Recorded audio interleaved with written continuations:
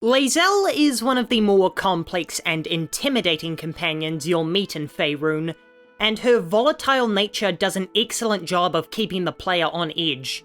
In a game that introduces to you incredibly early on that your companions can permanently die as a result of your choices, Lae'zel's quick temper and intense beliefs constantly have you on edge that you could offend her in some way and cause her to abandon you or become hostile. This makes her feel like a dangerous person to get close to, but also the most rewarding to befriend and possibly romance. So when you arrive at the first main chapter of her companion quest, it feels exciting but nerve-wracking at the same time. When you first meet Voss on the road to the mountain pass, it's hard to avoid having to fight here due to having to pass a deception check with Lae'zel's low charisma stat. So you already feel like you've gotten off on the wrong foot with the Githyanki, and you've pissed off Lae'zel before the quest has even truly begun. Then you arrive at the Creche, and if you are nervous about talking to Lae'zel, then you should be terrified about talking to her people, who are somehow less cool-headed and have plenty of reasons to be pissed at you. Each Githyanki in the Creche is their own kind of unapproachable. It truly feels like this whole place is just waiting for the chance to pounce on you if you pick the incorrect dialogue choice. I can't praise Baldur's Gate 3's writing enough, and this is one of the places where the dialogue feels the most intense. It's incredible how much pressure Larian is able to put on every conversation by building an atmosphere of hostility around you, conveying how every Githyanki in here wants you dead. While your attraction to Lae'zel may simply have been a dommy-mommy infatuation up to this point, this is where Lae'zel truly comes into her own as a character with agency and finds motivation no matter what choice you make in the Creche. I think Larian had to try incredibly hard to get the player to like Lae'zel before this section. She's the most prominent companion in the game's marketing, she's the first companion you'll meet, she's absurdly quick to have sex with you, and these all feel like counterbalances to her abrasive and spiteful personality. Of course, every character introduced in this game has flaws that you help them overcome throughout your quest, but Lae'zel doesn't have a lot of redeeming personality qualities throughout Act 1, and she mainly seems to have disdain for the rest of your party, who all have plenty of positive character traits at their introduction.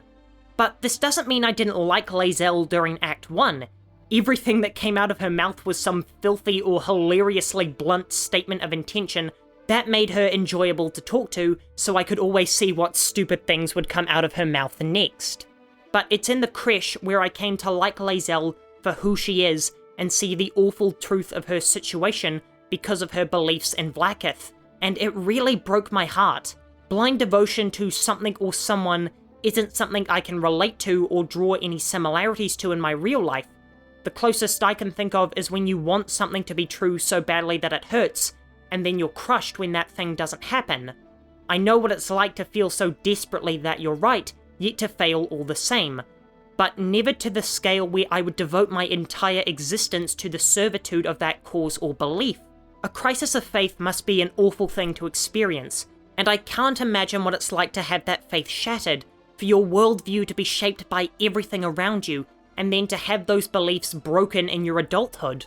When Lae'zel is strapped into that chair, despite all the shadiness of the operation, despite all the logic and common sense pointing to this being a bad idea, she goes through with it, because it's the solution she was told was right, and she doesn't question that belief. Lae'zel is a character with no agency of her own.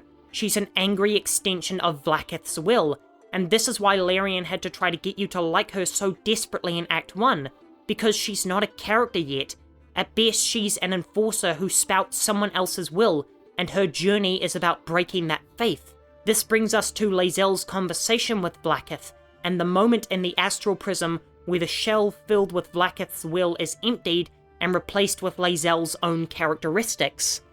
When faced with evidence that her race isn't as proud and noble as she once believed, her crisis of faith begins. She questions her queen as to why she hasn't been honoured as a Kithrak. This is a crucial moment, because it's the first time Lae'zel is thinking of herself and not her queen. Finally, you have a conversation with Voss after the Creche to reveal that he serves Orpheus, and while Baldur's Gate 3 has a fantastic branching narrative, Any person who likes cohesion in their story will have Lae'zel break away from her devotion to Vlaakith and make her a Hishalak. Lae'zel is one of the most exciting companions in Baldur's Gate 3, and has the most significant character arc out of all the party. She finds her own dream during the journey, and can completely throw it to the wayside in the hopes of becoming a free Gith who lives life on her own terms.